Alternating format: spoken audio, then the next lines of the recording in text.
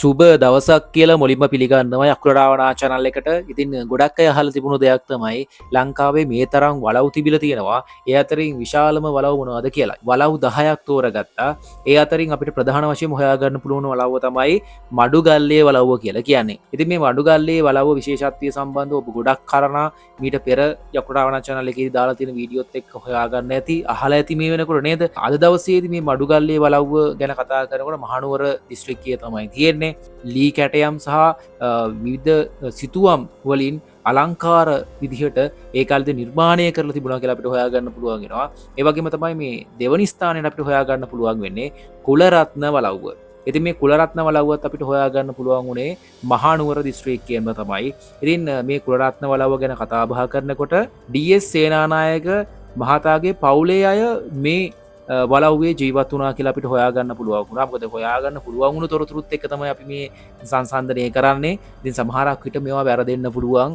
මොකද අපිට ලැබුණු තොරතුරුත් එක්ක කතා බහ කරගෙන යනකොට ඉස්සරහට සමහරක් විට වැරදි දේවල් තිබුණොත් එහම ඔබට පුළුවන් කමෙන්ට් එකක් විදිහට ඉදිරිපත් කරන්න මේ දේවල්. ඉතින් අපිට තුන්වෙනි ස්ථානයට හොයාගන්න පුළුවන් උනේ රත්නායක වලව්ව කියන එක.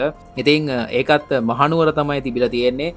මේක අලුත්කඩේ වලව්ව කියලාත් හඳුන්වලා තියෙනවා. ඉතින් මේ වලව්වෙත් ලී කැටයම් සහ පැරණි බඩු වර්ග කොටාක් දේවල් තිබිලා තියෙනවා. නමුත් වර්තමානයේදී සමහරක් දේවල් හොයාගන්න නැහැ කියලා තමයි අපිට හොයාගන්න පුළුවන් උනේ. ඒ වගේම අපිට හතරවෙනි ස්ථානයට හොයාගන්න පුළුවන් උනේ එදිරිසිංහ වලව්ව කියලා එකක්. ඉතින් මේ එදිරිසිංහ වලව්ව කියන එක අලවතුගොඩ, ඒ කියන්නේ ඒකත් මහනුවරටම ළඟයි. ඒතර අලවතුගොඩ කියන ප්‍රදේශීය තමයි මේක තිබිලා තියෙන්නේ. රද්දල පවුලකට අයත් කියලා තමයි මේකෙන් සඳහන් වෙන්නේ. ඒ වගේම අක්කර 100කට වැඩිය භූමි ප්‍රමාණයක් මේකේ තිබුණා කියලා කියන වර්තමානයේ නම් මේක හෝටලයක් විදිහට නැත්නම් ගෙස්ට් හවුස් එකක් විදිහට භාවිතා කරනවා කියලා අපිට හොයාගන්න පුළුවන් වෙනවා. නමුත් ඒකේ වර්තමානයේ නම මොන වගේද තියෙන්නේ කියලා හොයාගන්න බැරි වෙනවා. ඉතින් ඒ වගේම තමයි විශාලත්වයෙන් අනුව ගත්තොත් එහෙම පස්වෙනි ස්ථානයට තියෙන වලව්වක් හැටියට අපිට හොයාගන්න පුළුවන් වෙන්නේ ගණේගම වලව්ව කියන එක. ඉතින් මේ ගණේගම කියන මේ වලව්ව මහනුවර රාජධානිය නැත්නම් මහනුවර දිස්ත්‍රික්කයේ තියෙනවා කියලා තමයි අපිට හොයාගන්න පුළුවන් වෙන්නේ. SWRD බණ්ඩාරනායකට මෙම වලව්ව අයිතිව තිබුණා කියලා අපිට හොයාගන්න පුළුවන් වෙනවා. ඉතින් ඔබගේ අදහස් මොන වගේද? මේව ඇත්තද? ඉතින් ඔබ අහලා තියෙන තොරතුරුත් එක්ක අපිට පුළුවන් අනිවාර්යයෙන්ම කමෙන්ට් එකක් දාන්න. මේ ළඟට අපිට 6 වෙනි ස්ථානයට හඳුන්වන්න පුළුවන් වලව්ව තමයි මහවල වලව්ව කියලා කියන්නේ. හැබැයි මහවල වලව්ව නම් මහනුවර නෙවෙයි තියෙන්නේ. මේක රත්නපුර නැත්නම් මේ සබරගමු පලාතේ තියෙනවා කියලා තමයි අපිට හොයාගන්න පුළුවන් වෙන්නේ. මේක රදල පවුලකට අයත් වුණා කියලා කියනවා. ඉතින් මේකෙත් ගොඩාක් ඉඩකඩම් සහ ගොඩ මඩ ඉඩකඩම් ගොඩාක් තිබුණා කියලා කියනවා. දැන් අපි බලමු 7 වෙනි ස්ථානයට විශාලත්වයෙන් 7 වෙනි ස්ථානයට තියෙන වලව්ව මොකක්ද කියලා. අබේවර්ධන කියන වලව්ව තමයි අබේවර්ධන වලව්ව කියලා තමයි ඒක හඳුන්වන්නේ. ඒක නම් තියෙන්නේ මොරටුව ප්‍රදේශයේ කියලා තමයි අපිට හොයාගන්න පුළුවන් වෙන්නේ. ඒ වගේම තමයි ඩී.ආර්. විජේවර්ධන පවුලට අයිති වුණා කියලා කියනවා මේ වලව්ව. 8 වෙනි ස්ථානයට තියෙන වලව්ව තමයි සෙනවිරත්න වලව්ව කියලා කියන්නේ. ඉතින් මේ සෙනවිරත්න වලව්ව ගත්තොත් එහෙම උඩුනුවර, ඒ කියන්නේ මහනුවර ප්‍රදේශයේම තමයි මේ උඩුනුවර පැත්තට වෙන්න තමයි මේක තිබුණා කියලා කියන්නේ. ඒ කාලයේදී හමුදා නායකයන්ගේ පවුල් දෙකක් මේක ජීවත් වුණා කියලා කියනවා.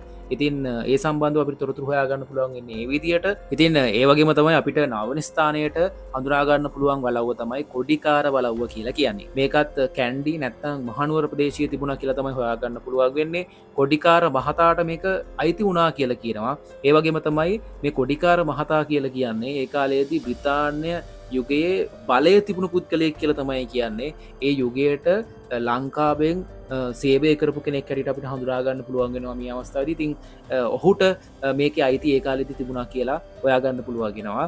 ඉතින් අපිට අවසාන වලව් විදියට ඒ කියන්නේ 10 වන ස්ථානයට අපිට හොයාගන්න පුළුවන් වුණ වලව්ව තමයි මේ වෙල්ලවත්ත කියන වලව්ව. ඉතින් මේ වෙල්ලවත්ත කියන වලව්ව මහනුවර ප්‍රදේශයේදී අපිට දැක බලා ගන්න පුළුවන් කියලා තමයි අපිට තොරතුරු වාර්තා වෙන්නේ. මේ වෙනකොට ටවුන් එකේ ගත්තොත් එහෙම නගරයේ ඒකේ කොටසක් වර්තමානයේදී බලා ගන්න පුළුවන් කියලා කියනවා. ඉතින් ඒ කාලයේදී මේ වෙල්ලවත්ත කියන වලව්ව ගත්තොත් එහෙම මේ වලව්වේ ජීවත් වෙලා තියෙන්නේ වෙළඳ පවුලක් කියලා තමයි අපිට තොරතුරු හොයා ගන්න පුළුවන් වෙන්නේ. ඉතින් අද දවසේදී අපි හිතනවා මේ ලංකාවේ තිබුණු වලව් අතරින් විශාලම වලව් පෙළගැස්මක් විදිහට ඔබට තොරතුරු සහ දැනුම ඔබත් එක්ක බෙදා හදා ගන්න අපිට ලැබෙන්නේ නැති කියලා. ඉතින් ඔබගේ අදහස කොහොමද? ඉතින් මේ සම්බන්ධව ඔබට පුළුවන් අනිවාර්යයෙන්ම කමෙන්ට් එකක් දාන්න. ඒ වගේම තමයි ඔබ දාන ලයික් එකෙන් තමයි මේ වීඩියෝ එක තව කෙනෙකුට රෙකමන්ඩ් කරන්නේ. ඒ වගේම අපි කැමති අපේ වීඩියෝ ලයික් කරනවට, කමෙන්ට් කරනවට, ෂෙයා කරනවට සප් එකක් දෙන්නත් අමතක කරන්න එපා. අපි ඉස්සරහටත් මේ වගේ ලස්සන වීඩියෝකින් හමුවමු. ඕකේ, තැන්ක් යූ.